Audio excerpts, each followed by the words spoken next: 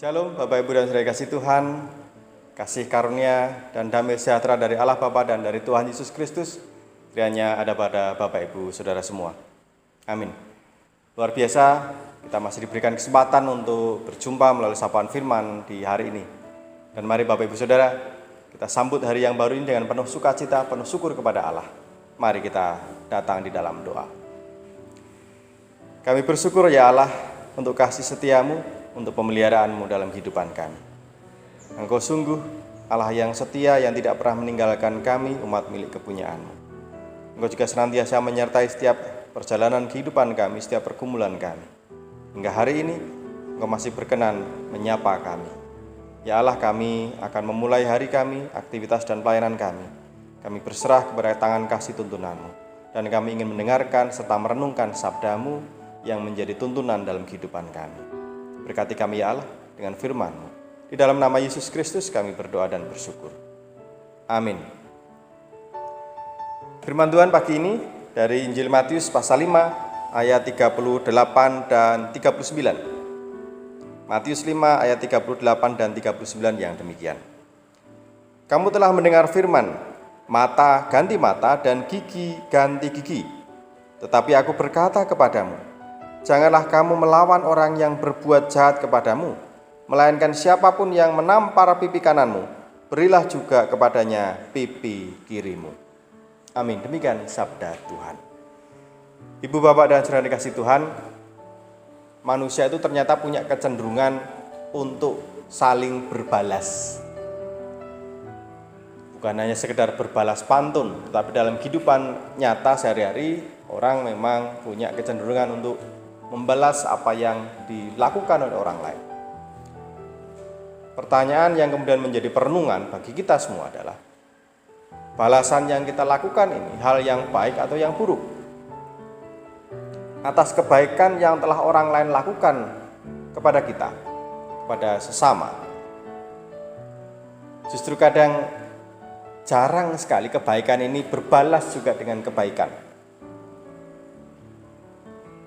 Sudah diingatkan, didorong untuk membalas kebaikan orang lain, pun ternyata belum mampu membuat kita mendorong orang-orang untuk selalu berbuat baik, membalas kebaikan sesama. Tapi sebaliknya, kalau seseorang merasakan sesuatu yang tidak baik, keburukan, kejahatan yang dilakukan orang lain, tidak usah diingatkan, tidak perlu didorong, tidak perlu disuruh, pasti punya kecenderungan dalam dirinya, dalam pikiran dan hatinya, merancang pembalasan atas diri orang lain. Setidak-tidaknya membawa dalam doa, kalau itu bisa disebut sebuah doa, yang isinya ndongake biar orang yang telah berbuat jahat tadi juga akan menghadapi atau mengalami kejahatan yang sama, bahkan yang lebih besar. Inilah yang menjadi keprihatinan kita.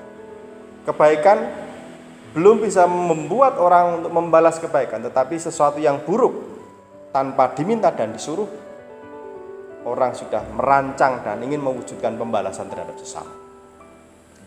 Firman Tuhan pagi ini mengingatkan kita untuk tidak membalas kejahatan dengan kejahatan. Karena apa? Setiap kejahatan yang dibalas dengan kejahatan, maka kejahatan itu tidak akan pernah berakhir. Itulah mengapa penjara di Indonesia penuh, over kapasitas. Kejahatan harus diputus, dihentikan, supaya tidak berlanjut dengan kejahatan-kejahatan yang baru yang mungkin justru semakin mengalami eskalasi atau peningkatan. Dan itu caranya, satu-satunya adalah tidak membalas kejahatan dengan kejahatan. Ekstrim memang, dan itu sungguh sangat besar, sangat berat, membutuhkan pengorbanan yang luar biasa. Tuhan Yesus mengajarkan, tidak membalas kejahatan dengan kejahatan. Jika seorang menampar pipi kanan, berikan juga pipi kiri. Coba bayangkan ketika orang menampar pipi kanan kita dan kita membalas menampar pipinya. Orang tersebut tidak akan berhenti. Pasti akan membalas lagi, bukan hanya menampar. Mungkin memukul, menendang, atau yang lain. Dan kita juga tidak akan tinggal diam, membalas lagi dengan tindakan yang lebih besar lagi, lebih buruk lagi. Nggak akan ada habisnya, nggak akan ada selesainya. Kejahatan harus diputus dengan kebaikan. Kejahatan harus diputus dengan kasih dan pengorbanan. Mungkin hari ini atau kemarin-kemarin kita mengalami peristiwa-peristiwa buruk orang yang melakukan kejahatan, sesuatu yang tidak baik dalam kehidupan kita. Mari kita belajar untuk mengampuni dan menghentikan tindakan ini, situasi ini, dengan kita memberi diri untuk mengasihi, membalas kejahatan dengan kebaikan bagi mereka. Pasti Tuhan akan menganugerahkan berkat-Nya yang luar biasa. Tuhan akan menunjukkan kebaikan-kebaikan yang lebih lagi dalam kehidupan kita. Selamat menjalani hari ini. Selamat mewujudkan kasih dan kebaikan bagi banyak orang. Jangan pernah membalas kejahatan dengan kejahatan. Amin.